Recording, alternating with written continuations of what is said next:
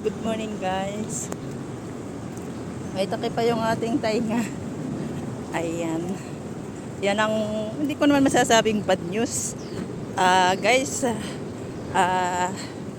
pasensya na.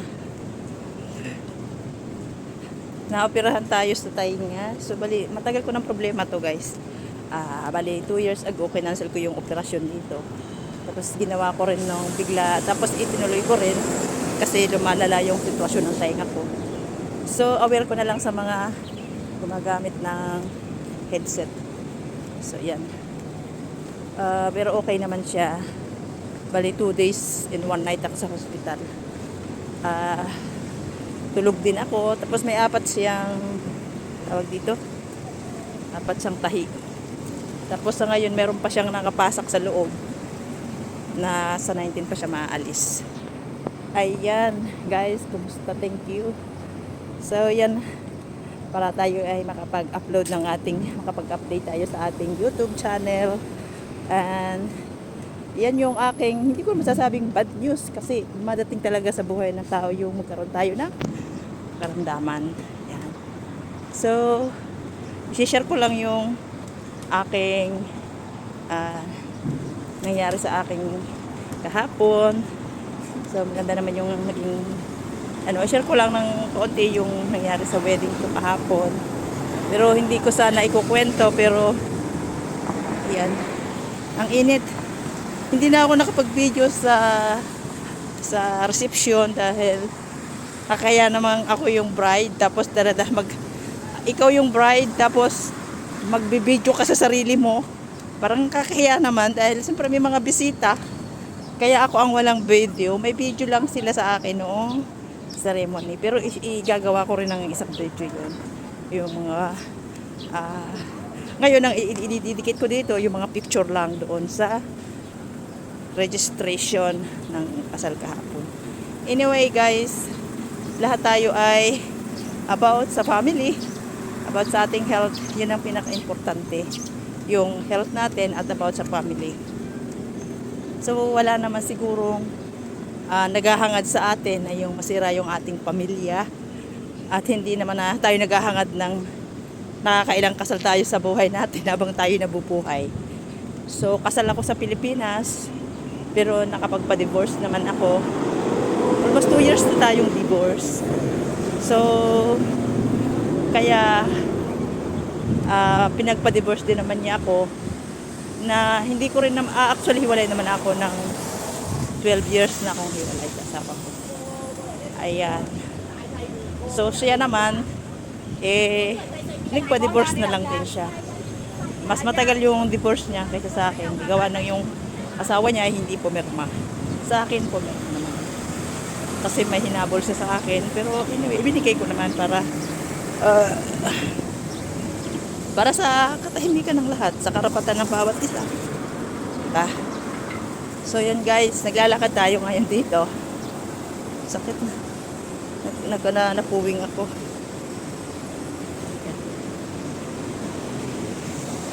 So yun, medyo, yun nga, tulad ng nasabi ko, hindi ako masyadong nakapag video. Wala akong masyadong nangyaring ganap.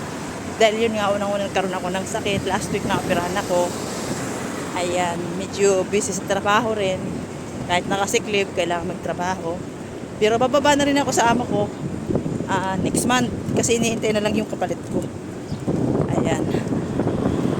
So yan yung ating ganap sa buhay. And ano ba yan? Balik tayo doon sa ating kwento.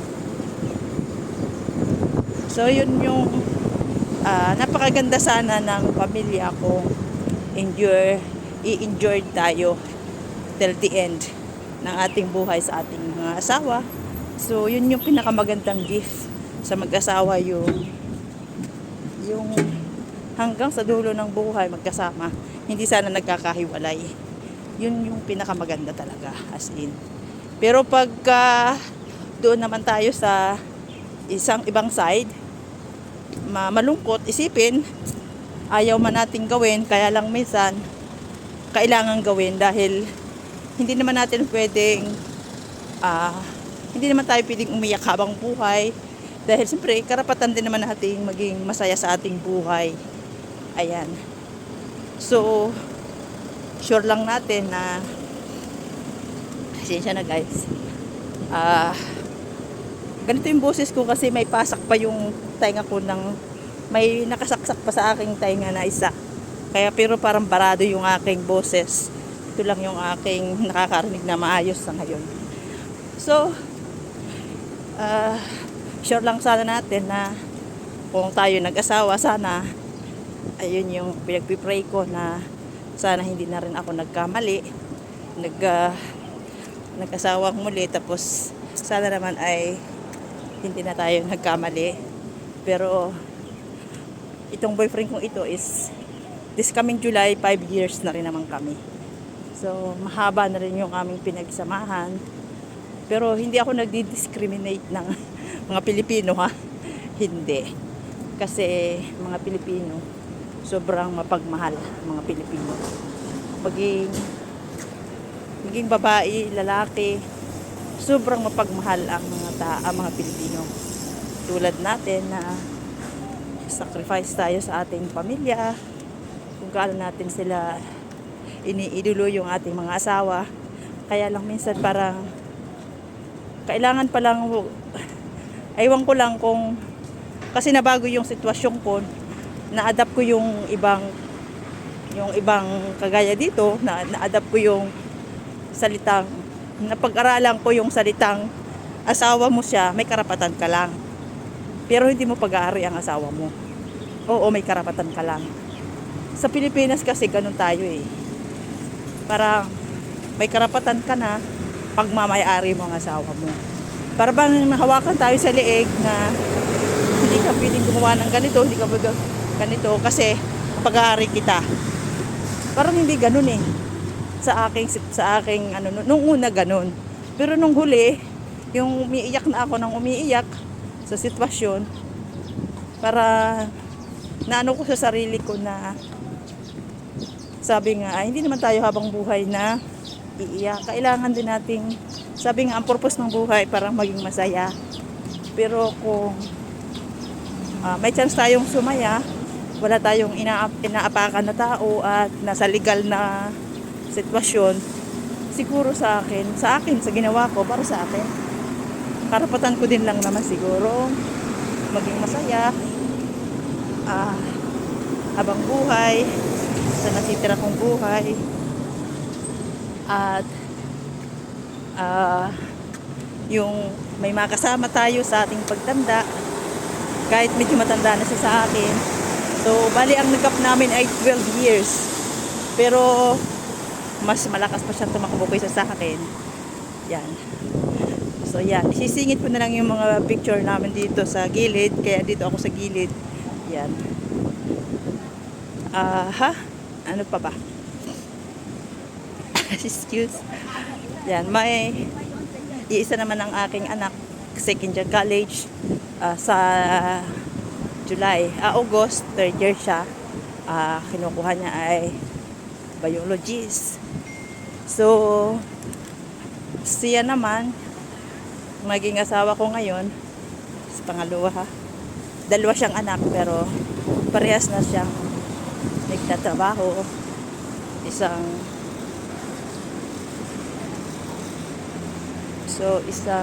fireman at isang translator sa isang legislative English yung kanyang parehas lalaki yung anak niya. At wala naman kaming naging problema din. So mahirap natin kasing sisiraan natin yung mga asawa natin dati, hindi natin sinisiraan yun kasi naging part ng buhay natin yun. Kaya lang kasi minsan yung lumalalang sitwasyon na pilit nating inaayos tapos hindi naman naaayos, nagwe-waste lang tayo ng panahon. Yung bibigyan natin ng chance pero wala namang nababago, yung wala nababago, naiiyak lang ng iiyak ikaw, sayang ang ating buhay para sa akin. So wag nating sayangin yung ating buhay. Kung sabi nga, kung ayaw nilang magbago, tayo ang magbago. Pasensya na kayo guys kasi ginupit yung buhok ko dito oh. Ayan. Kaya yung buhok ko umikli ng umikli. Gawa ng paglabas ko sa ospital. Maikli yung kabilang side dahil sinave nila dyan. Yan oh. So, mahaba dito. Kaya pinantay ko na lang siya kung nagpagupit tayo. Yan. Pati yun nadadamay no. Kung hindi daw sila magbabago, tayo magbago. So sa mga kagaya ko, sitwasyon, sabi nga, kung tayo hiwalay sa asawa, yung legal lang ha, wag naman yung tulad ng nakakaraan, nakapailan-ilan dyan, pero hindi tayo nag-criticize ng kahit sa sino. Kasi mahirap tayo mag-criticize kahit kanino dahil hindi natin alam ang sitwasyon ng bawat isa. So, yung sa akin, yung sa legal lang na paraan, ayan. May karapatan tayong sumaya, lumigaya sa mga kagaya ko na naging hiwalay. Huwag nating isasara yung ating mga pintuan para sa ating kaligayahan. Pero pipili lang tayo ng, huwag naman natin sisirain yung ating buhay. Lagi nating tatandaan na mamahalin natin yung ating sarili. Iingatan natin ang ating kalusugan. Mahalin natin, irespeto natin yung ating sarili. Yan, respeto natin ang ating katawan, ating pagka-dignity, yung yan. Huwag nating yuyurakan ng ating pagkatao dahil lang sa mga bagay na wala namang katuturan. So, kailangan nating mahalin ang ating sarili o ingatan natin ang ating kalusugan dahil lang ating kalusugan ang ating kayamanan. So, guys, salamat sa inyo dyan. Thank you for watching my video. And God bless everyone. Huwag tayong mawawalan lagi ng pag-asa dahil sabi nga, habang may buhay, may pag-asa. Ayan. Tayo ay huwag mawawalan lagi ng pag-asa at pagtitiwala sa Kanya, sa Panginoon. Dahil kung wala tayo sa Panginoon, baka hindi tayo makakapag-isip ng naaayon sa Kanya. So, yun lagi nating iisipin yung Panginoon para hindi tayo maliligaw ng landas sa ating buhay. Magandang araw. Thank you for watching and see you. Bye-bye.